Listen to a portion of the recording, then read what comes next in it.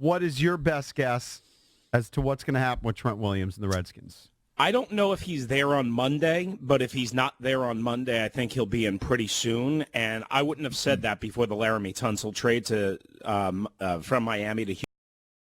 I talked about this with Tommy Lavero on Sunday morning, like literally hours after the whole roster thing went down. Trent lost all his leverage, in my opinion. The only leverage he's got left is, screw you guys, I'm going home and not playing at all, period. Like, at all.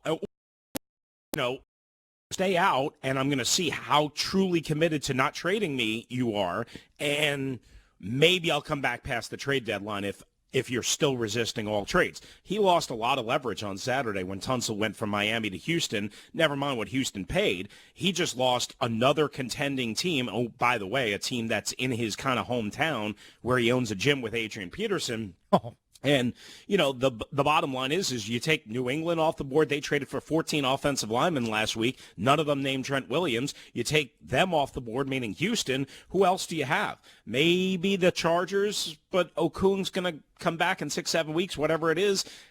I don't see them making a deal. It's got to be a contending team, right? If you think Trent's going to go to the Miami Dolphins, that doesn't make a whole lot of sense, right? So knowing Trent, you covered him all this time, is he the kind of guy that will just make that walk of shame, that humble walk back to Redskins Park, and then play and give you 100%, and when he rolls his ankle, not shut it down? If I'm Trent and I'm bitter, as soon as I roll my ankle, I shut it down. EB, I had this exact conversation with a fellow member of the media yesterday. I don't want, we'll just leave it at that. Exact scenario. I don't see Trent being happy at all about basically coming in with his tail between his legs. Yeah, at all. I think there's going to be drama. I think there's going to be dysfunction. And exactly the scenario that you just painted is something that I want to say I can't wait to see, because that's destructive, but I can just feel it's going to play out. As soon as something little, minor, sort of medium, something that he would absolutely play through in the past comes up, what's going to happen? And there's going to be all sorts of and Bruce is going to be hiding, and they're not going to make doctors available, and they're not going to make Larry Hess available, and maybe Trent's not going to be available, and it's just going to be a circus and a zoo.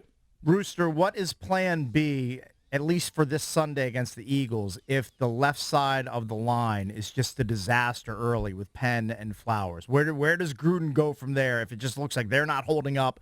You can't run block on that side, and they're not protecting Keenum. What's plan B? I guess plan B, the obvious plan B, I guess, would be either Jaron Christian or Wes Martin, but I don't know if that solves anything. Here's my plan. Please don't do your entire offense. Please don't be so stubborn to have 5- and 7-step drop-a-palooza and running intermediate high to high routes constantly. They're not going to do that. They didn't do that last year. Well, they did it. I think they did it a bunch last year.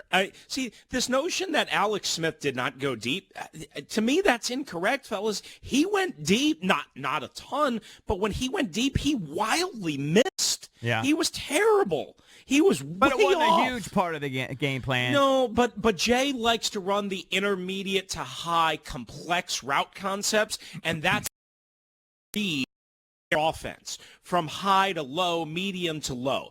I want the game plan that they put in place for, who was that crappy quarterback, Josh Johnson, whatever his name was, in Jacksonville, where they ran slants and screens, natural screen. That's what I want this weekend in Philadelphia. I think they're going to hit Quinn, they're going to hit Jordan Reed, and they're going to pray that Geis can carry the load and just control the clock, hold the Eagles under 20, and try to kick a field goal in the fourth quarter. Here's the other thing that they can do. Philadelphia's only got 4 active corners on the roster, and one of them, Darby, who's really good, he's come back from a torn ACL. To me, I think you should spread them out. Thin out that box a little bit. Spread them out. Little 4-wide receiver look from time to time. Well, that exposes you exactly what you said you didn't want him to do. Well, it exposes you in that regard, but it also exposes potentially them.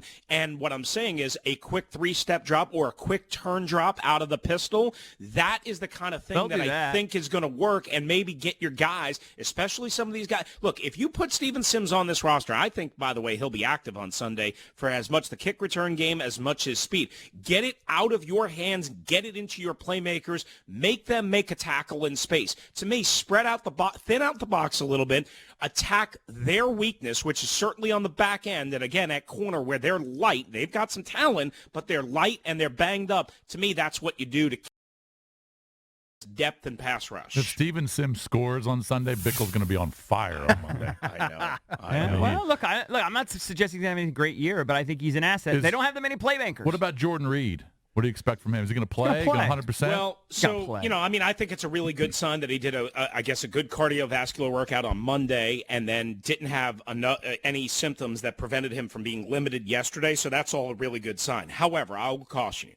You guys know, back in 2013, his rookie year, as of course, with the Evil Empire, and, there were plenty of times where they would build and devise and game plan, and Mike and Kyle and Sean McVay would be like jacked up that they were going to get Jordan Reed.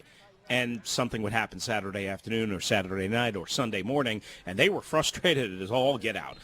Maybe that was wrong, but, they'd have a headache, nausea, whatever. So you always have to be careful. But if Jordan Reed is there, fellas, third down offense was dreadful for the Redskins last year. They've got to stay on the field on third down, number one. The Eagles were top 6, I want to say, in the NFL last year in third down defense, so that's where this game comes in. But if you have Jordan Reed, and for right now, if you have Trey Quinn, right now he's healthy, although he's got a tough matchup in this Avonte Maddox, who's really good.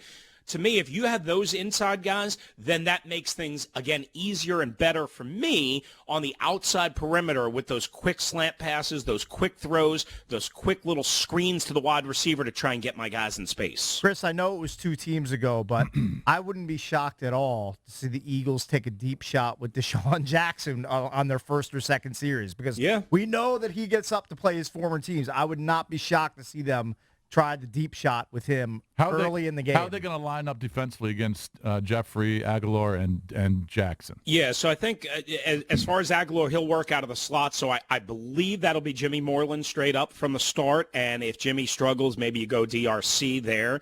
Of course, Fabian Moreau is going to be out of this game per Jay. I guess maybe that could change, but it looks like he'll be out. And, that was kind of the expectation for the last couple of weeks anyway. And then you have Norman, and obviously you have Quentin Dunbar. And, to me, I honestly, Norman can't stay with. I was going to say I would be. What's his name? Doug Peterson. I would get Deshaun Jackson lined up against Josh Norman, see if I could get Landon Collins as opposed to Monte Nicholson on that side, and I would run a deep post and bombs away. Yeah, and Norman can't stay with him. I agree. No way. I'll tell you he's going to have to be. Who's going to kill the Skins this It's going to be Ertz and Goddard. Those two guys. Well, Ertz always does. Always. I agree with you, Bish. I mean, and they're going to run plenty of that 12 personnel, which is the, one back, 2 tight ends set, because they've had a lot of turnover at running back. So I don't expect – here's the one thing that I think the Redskins can win this game on, or can at least have a chance from a defensive perspective. I don't expect Carson – I mean, listen, Carson Wentz is great, and he's killed the Redskins, and he's eluded them. They've gotten pressure on him. They just haven't been able to corral him. So I don't know how good he's going to be in that regard, because he's normally broke their back. But he's coming off of a broken back, and he's rusty and played in the preseason, right? So to me, I think his timing, his rhythm, his sense, his normal flow. Remember how off he was early last year when he came back off of the torn ACL? That's your chance here. Get to him, hit him, knock him down, screw up his timing, mess with him a little bit mentally, and that's your chance right there. Not just sacks, pressure, hits, knockdowns, getting in his face. Apparently he lost some weight from last year to this year, and so he's going to do a lot more running. I guess that's the theory. Yeah, if he does, the Redskins, simply have to. I mean, we've seen it over and over again. How many times have they had him corralled or in their arms, and he's broken free and made big plays? That just cannot happen. The other real quick thing that I would say I'm optimistic. I don't know if you guys can tell. I'm actually optimistic about the Redskins' defense and the Redskins' chances of contending in this game and having a chance to win. They're much faster at linebacker. As a matter of fact, Hoffman was saying, speculating. I don't want to say put words in his mouth. He was speculating that Cole Holcomb might actually start this game at inside linebacker along with Bostic. Hamilton. I don't know if that's going to happen, but they've got speed. They've got much better speed. And the guy that was clueless for them as an inside linebacker last year, Zach Brown, is now with the Eagles. I know. So that's another guy they can attack. And the Redskins have more speed to deal with the backs out of the backfield, maybe some of these 2 tight end packages that the Eagles run. Yeah, but Zach Brown was one of their best tacklers the last couple of seasons. He so was, they might miss that. He I understand was, a lot JP, of but people he was are down on him clueless now. in space. He was Yeah. clueless in space. That's why they couldn't play him. That's why they couldn't play. He had no idea what he was doing. He's a great athlete. He just, I don't know why he can't put it all together mentally. I really don't know. He just can't. They couldn't trust him, so... and no Mason Foster, who obviously was their leading tackler. So a thumper that, you figure, well, it'll hurt you against the run. I don't know if it hurts you as much this game as it might against Ezekiel Elliott and the Cowboys.